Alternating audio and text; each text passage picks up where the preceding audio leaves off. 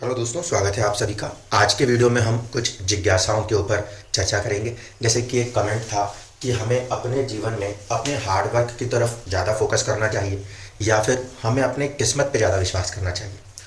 इसी तरीके से किन्हीं और जातिका से एक बार बात हुई थी, तो उनका ये कहना था कि हमने अच्छी खासी महंगी रेमेडी करवाई, पूरे के पूरे 9 ग्रहों की उन्होंने पूजा कर दी और सब कुछ पूजा वूजा हो जाने के बाद, समय अवधि के बाद भी चीज़ें शुभ तो बिल्कुल ना हुई, चीज़ें भयंकर तरीके से खराब होती चली गई।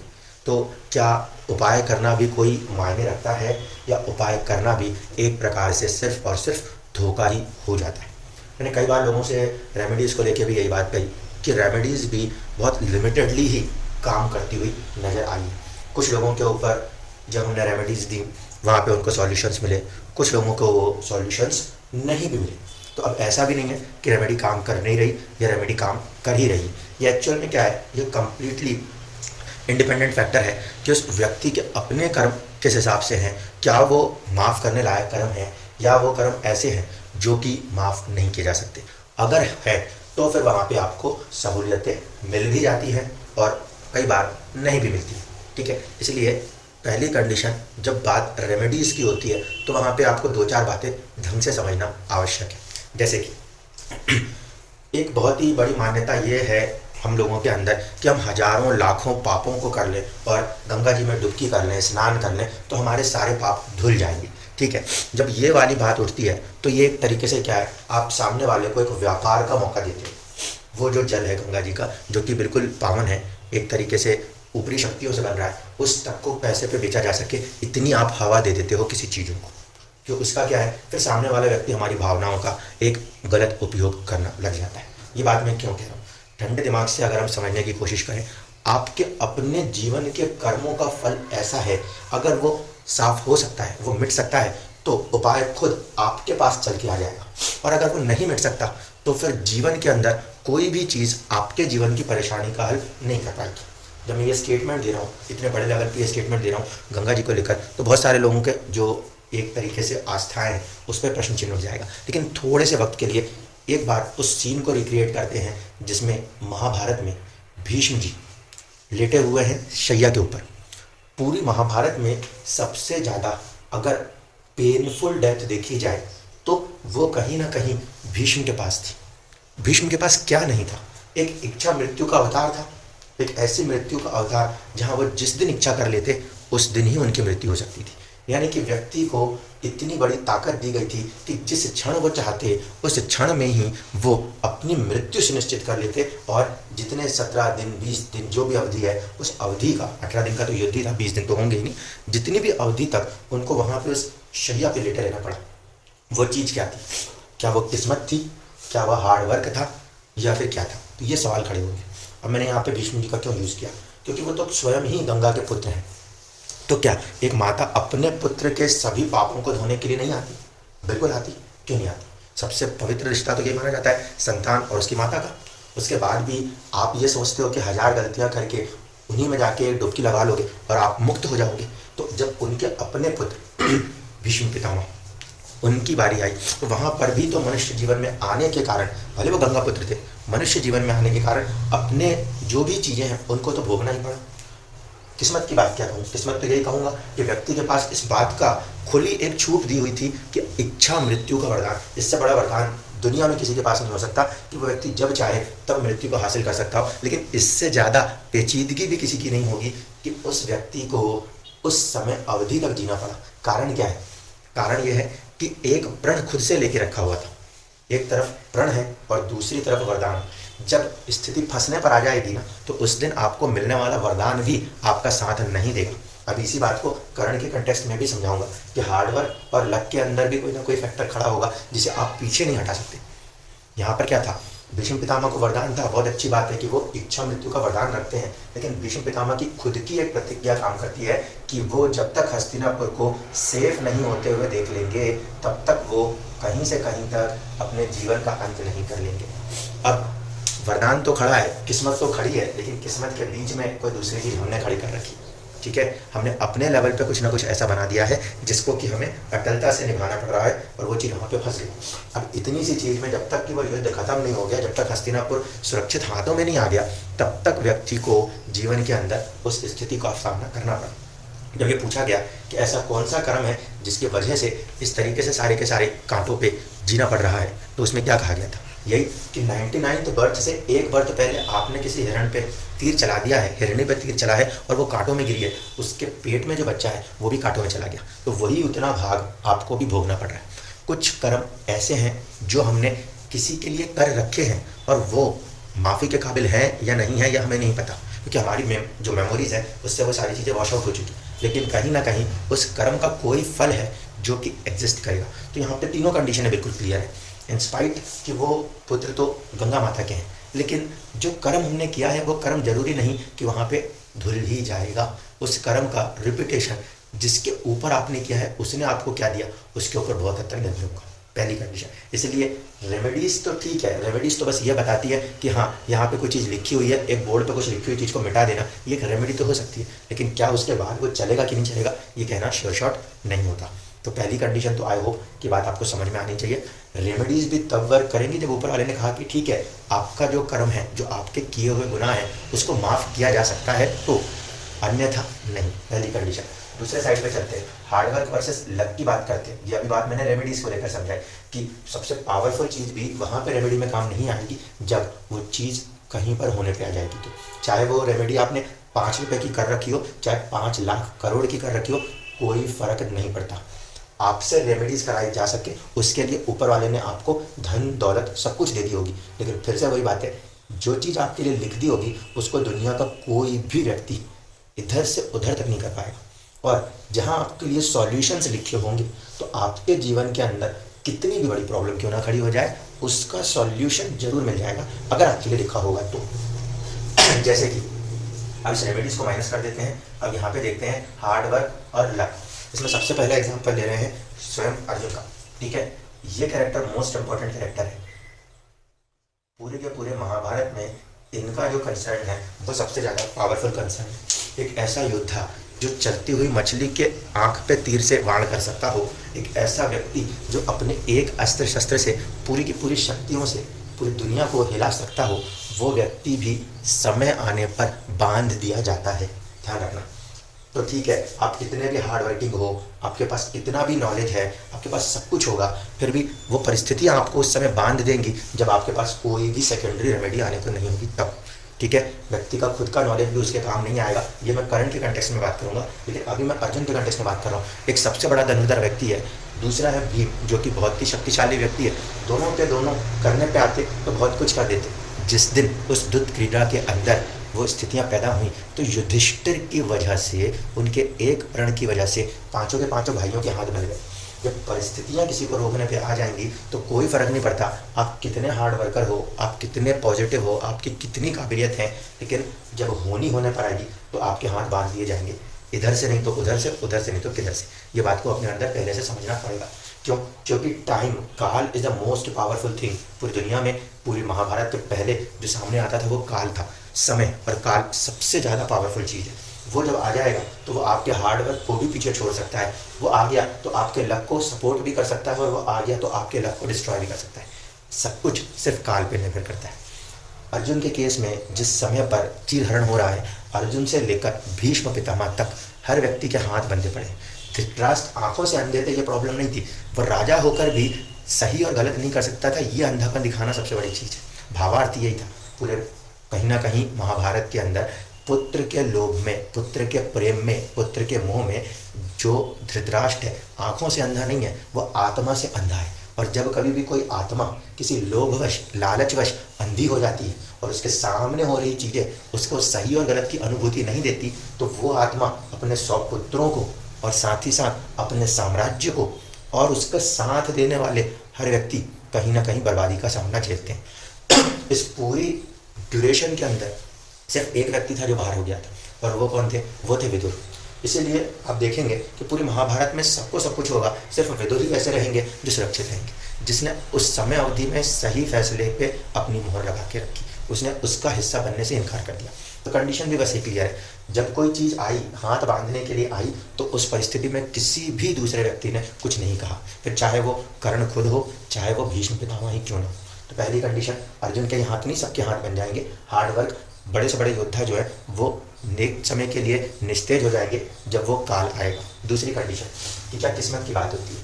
किस्मत पहली बात तो कहीं से कहीं तक होती ही नहीं है, सबसे बड़ी चीज़ किस्मत कहीं से कहीं तक कुछ नहीं होती। सिर्फ इस दुनिया में एक ही फैक्टर काम करता है, वह है रिटर्निंग ऑफ समथिंग। जो आप दोगे वही आप लोगे, ठीक है।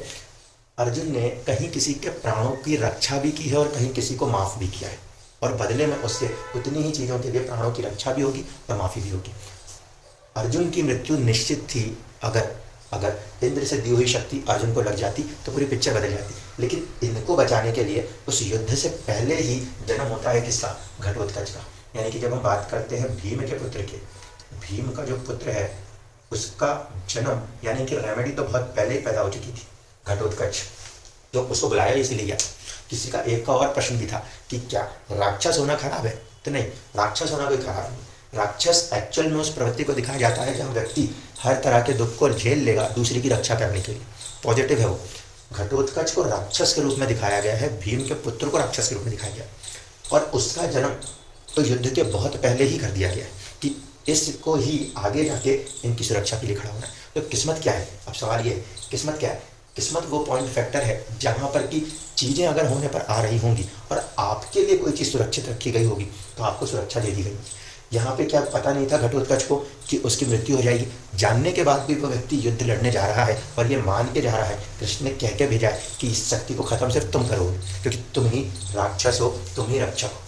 तो वो कंडीशन है, राक्षस कोई नेगेटिव चीज़ नहीं है, दूसरों की रक्षा के लिए खड़े हुए व्यक्ति है वो राक्षस है, और इसको बचाने के लिए उसने अपनी बलिदान दी। तो पहली कंडीशन, जब कोई चीज़ किसी को बचाने के लिए आएगी तो वो रेमेडी बहुत पहले काम करेगी। ये चीज़ यहाँ पे क्या, ये चीज़ तो आप रामायण में भी देखते हो, सीता जी का हरण होना ठीक है, लेकिन राम जी की मदद के लिए हनुमान जी का जन्म तो पहले हो चुका था। ये क्यों भूल रहे हैं। अगर प्रॉब्लम कहीं पे दिखाई देगी तो रेमेडी भी साथ में ऊपर वाले ने लिखी होगी, तो रेमेडी आप तक पहुँच जाएगी।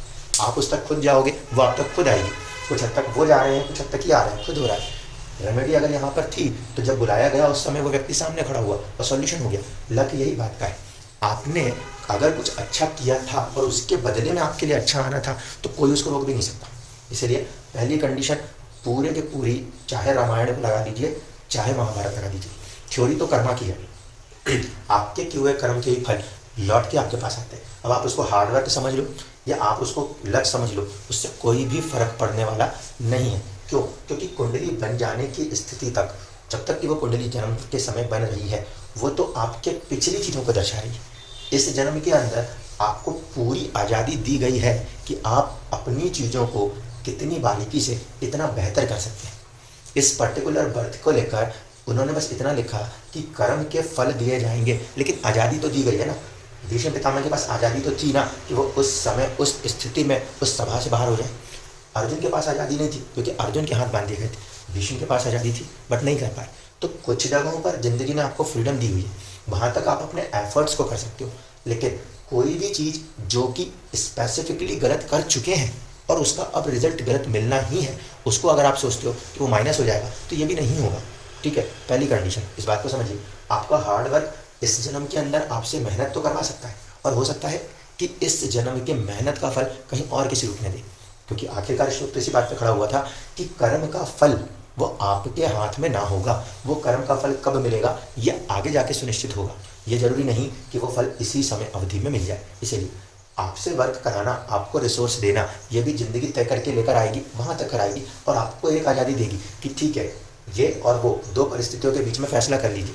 अगर आपने फैसला किसी भी एक तरफ पे कर लिया तो उसके हिसाब से आपका सेकंड फैक्टर अपने आप काम करेगा। जहाँ तक बात आती है किस्मत की, किस्मत में भी चीज़ वहीं पे वहीं खड़ी है। आपके लिए कोई चीज़ बन के आई होगी तो आप कितनी भी बड़ी परेशानियों में हो आपको हल मिल जाएगा, और आपके लिए अगर कोई चीज़ बन के नहीं आई होगी तो फिर आप कुछ भी कर लीजिए, आपको एक पैसे का सॉल्यूशन नहीं मिलने वाला। एक व्यक्ति बहुत समय पहले आया था, 27 एस्ट्रोलॉजरों की हालत ख़राब करके आया था और 28वां में था। उस व्यक्ति का क्या कहना था कि मैंने तो पैसे डुबो रखे हैं, बस मुझे कोई भी ऐसी लड़की से शादी हो जाए जिससे कि मेरा सारा का सारा जो उधार है वो ख़त्म हो जाए। अब ये व्यक्ति जिस तरीके से अपना कर्म कर रहा है, ये व्यक्ति का कर्म क्या है इंटेंशन ही गलत है। इंटेंशन गलत है तो मतलब हर चीज़ बर्बाद होती रहेगी। इसको कोई रेमेडी मिल भी गई तो ये उसका नेगेटिव ही तो यूज़ कर रहा है। अब ऐसे व्यक्ति का कोई सहायता करने भी जाए तो क्या सहायता होगी, इस बात को समझिएगा। कोई पर्टिकुलर चीज़, पर्टिकुलर रेमेडी के पीछे आपका अपना इंटेंशन क्या है, आपका इंटेंशन ही खराब है तो फिर आपका कर्म अपने आप खराब है। महाभारत के युद्ध के अंदर बहुत सारी चीज़ें ऐसी हैं जिसको आप समझना कि कर्म भी सही या गलत कुछ नहीं होता। युद्ध के लिए अर्जुन कह रहे हैं कि मुझे लड़ना ही नहीं है, तो कृष्ण ने कहा लड़ना कैसे नहीं, लड़ाई तो करनी पड़ेगी, कर्म है। क्यों? क्योंकि क्षत्रिय है, तो क्षत्रिय का तो फर्ज है लड़ना, इसलिए कर्म को भी सही और गलत की परिभाषा में तोलना ही नामुमकिन हो जाएगा। अब लोगों के प्राण लेना सही है या गलत है, लेकिन जरूरी है, धर्म की रक्षा करने के लिए इन सब के प्राण लेने पड़ेंगे, तो कर्म सही है। आप सरहद पे खड़े हो, अपने देश को बचाने के लिए दूसरे को मारना पड़ेगा, तो यहाँ पे किसी को मारना सही है। अब वही चीज़ आप देश के अंदर आके कोई सरहद पे नहीं खड़े हो, मार दो तो वो प्रॉब्लम हो जाएगा, फिर वही कर्म गलत हो जाएगा। इसी कारण से जब हम फैक्टर्स के अंदर बात कर रहे हैं कि क्या सही होगा क्या गलत होगा, इसका निर्णय भी उस स्थिति, उस अवस्था, उस परिस्थिति को देख के लिया जाएगा कि क्या उस परिस्थिति में ये फैसला सही है या ये फैसला गलत है। वरना कोई भी चीज़ को आप इस तरीके से जस्टिफाई नहीं कर सकते कि वो मैंने किया इसलिए सही था और उसने किया इसलिए गलत था। अगर परिस्थिति आपको लग रहा है कि हाँ धर्मवश ये चीज़ सही है तो फिर वो चीज़ सही है, इसी के लिए आपको चलना पड़ेगा, और अगर वो लगता है कि गलत है तो वहाँ पे आपको हटना पड़ेगा। अब बात कर लूँ कि इस कंडीशन में अर्जुन का केस इसीलिए लिया कि इस व्यक्ति का उस दिन भी हाथ बंधा था, ठीक है, इस व्यक्ति के ऊपर मृत्यु ना खड़ी हो जाए, इससे बचाने के लिए इसका उपाय भी देखिए भेजा गया था, और कहीं ना कहीं वो उपाय कारगर काम किया। व्यक्ति विशेष उस समय अवधि पर आके सारी मृत्यु को अपने सिर के ऊपर लेके चला गया। जब अर्जुन ने गलती से प्रतिज्ञा कर दी थी कि जयद्रथ को मारूं नहीं तो खुद को जला दूं, तो वहां पर अर्जुन को बचाने के लिए इवन की सूर्य के ऊपर भी बादल भेज दिया गया, ठीक है। जब व्यक्ति विशेष की जीवन की कोई सर्टेन कंडीशंस बहुत रिक्वायर्ड होंगी तो उस व्यक्ति विशेष के लिए हर एक चीज़ बन के क्रिएट होकर आ ही जाएगी। अब आप उसे किस्मत कह लो या उसे किसी भी प्रकार से उनकी मेहनत कह लो। अब इसके बदले में रिपीट साइड से देख लीजिए, कर्ण के साथ क्या था, कर्ण को तो खुली छूट थी, लेकिन कर्ण फिर भी जानता था कि वो अपने वचनों से बंध गया, ठीक है। सेकंड कैरेक्टर है कर्ण। इसका जो फैक्टर है, इसके भावार्थ को समझिए, एक ऐसे ताकत जो चाहे तो युद्ध में आधे से ज़्यादा चीज़ों को बदल सकता है। ये व्यक्ति अगर उस शक्ति का प्रयोग वहाँ न करके अर्जुन पे कर देता तो भी ये सक्सेस हो जाता, बट इतना तो तय है कि गलत के साथ खड़ा है, इतना तय है, क्योंकि जब श्री कृष्ण ने ये समझाया था कि तुम जिस पक्ष में लड़ रहे हो वो अधर्म है, तब भी उसने कहा कि अब धर्म और अधर्म क्या रह गया। मेरे साथ जो आज तक हुआ वो कौन सा धर्म था कि आज मैं अधर्म को छोड़ के धर्म के लिए। उसकी मानसिकता, उसकी मनोस्थिति को समझिएगा। जिस व्यक्ति ने हर चीज़ को हमेशा सही के तौर पे समझने की कोशिश की पर परिस्थिति ने उसको हमेशा नेगेटिव रखा, तो वो रिजल्ट करते समय भी सही और गलत को क्यों देखेगा। दूसरी कंडीशन उसने यही कही कि जब मुझे कोई सपोर्ट नहीं कर रहा था तो मुझे दुर्योधन ने सपोर्ट किया, यानी कि जब धर्म के लोग मुझे सपोर्ट नहीं कर रहे थे तो मुझे अधर्म ने सपोर्ट कर दिया। इसीलिए इवन दो कि जन्म तो ये भी कौंतेय से ही हुआ है, कुंती से हुआ है, लेकिन उसकी विचारधाराओं के ऊपर जो प्रभाव है उसने उसके प्रभाव को इतना चेंज कर दिया है कि अब वो चाह के भी नहीं बदल सकता। जब श्री कृष्ण के नाम से कर्ण, के नाम से कृष्ण दोनों आमने सामने खड़े होकर भी बुला रहे हैं तो भी वो पद से बाहर नहीं आ रहा। अब फिर वही बात है, किस्मत क्या चीज़ है, किस्मत यहाँ पे क्या काम कर रही है, कुछ नहीं कर रही, सीधी सी चीज़ है, वो अपनी एक ऐसी परिस्थिति में बंध चुका है व्यक्ति अपने द्वारा, अपने दिए हुए वचन के द्वारा, कि उस समय उसकी किस्मत भी उसके लिए कुछ नहीं कर पा रही। सेम फैक्टर किसके साथ जुड़ा हुआ है, भीष्म पितामह के साथ जुड़ा हुआ। यही कहा था कि जो भी हस्तिनापुर का योद्धा होगा मैं हस्तिनापुर के लिए लड़ाई लड़ूंगा। भीष्म क्यों नहीं निकल पाए, गंगा पुत्र होके क्यों नहीं निकल पाए कि धर्म तो श्री कृष्ण के पक्ष में खड़ा है, वहाँ क्यों नहीं चले गए, क्योंकि अपनी प्रतिज्ञाओं से ये दोनों ही महाशक्तियाँ बंध नहीं थी।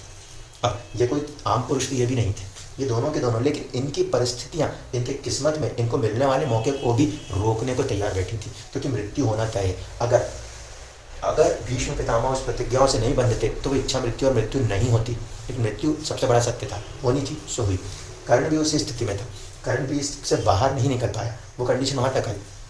धनुर्धर एक नंबर का, कोई से कोई तक कोई प्रॉब्लम नहीं कि वो इंसान लड़ने आए तो जीत ना पाए, लेकिन कंडीशन क्या, ये व्यक्ति का भी जो पहिया गिर रहा है, रथ का पहिया अगर अटक रहा है तो ये वाली चीज़ क्या दिखाने की कोशिश की। जब ये रथ का कंसिडरेशन आता है, वो भावार्थ क्या है वहाँ पर, अर्जुन ने रथ से उतरने के बाद कर्ण पे तीर चला दिए, जबकि ये सुनिश्चित था कि कहीं से कहीं तक ऐसा कुछ नहीं किया जाएगा, मगर ऐसा किया गया तो क्यों किया गया। इवन कि श्री कृष्ण ने कहा कि बस मार दो। कंडीशन क्या, कंडीशन बिल्कुल क्लियर है। पर्टिकुलर चीज़ में आप कितने भी हार्ड वर्किंग क्यों ना हो, अगर कहीं कोई चीज़ फंसने पर आएगी तो फिर वो फंस के ही रहेगी, और उस फंसने वाली परिस्थिति में आपने किसके साथ क्या किया ये बहुत बड़ा मायने रखता है। यहाँ पे जब ये कंडीशन आती है तो इसका संबंध किससे जोड़ा गया? इसका संबंध अभिमन्यु की मृत्यु से जोड़ा गया कि जब अभिमन्यु की मृत्यु हो रही थी तब कर्ण ने ये नहीं सोचा कि एक निहत्थे के ऊपर बाण चलाना सही होगा। जो तुमने सोच के दूसरे के लिए किया था, आज ये उम्मीद कर रहे हो कि युद्ध की भूमि में दूसरा व्यक्ति ये सोचेगा कि वो सही और गलत क्या है। तो वही बात है, आपने जब किया था तो आपके लिए नियम कुछ और नहीं हो सकते और दूसरे के लिए नियम कुछ और नहीं हो सकते।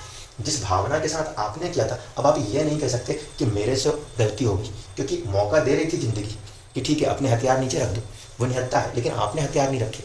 अब यही चीज़ यहाँ पे पलट के वापस आ रही है, और वो भी किसके साथ आ रही है? कर्ण के साथ आ रही है। क्यों? क्योंकि कर्ण सूर्य है। सूर्य मतलब सत्य के लिए लड़ने वाली ताकत। अगर सत्य के लिए लड़ने वाली ताकत सत्य के लिए नहीं लड़ सकती तो उसी तरीके से उसका भी अंत होगा।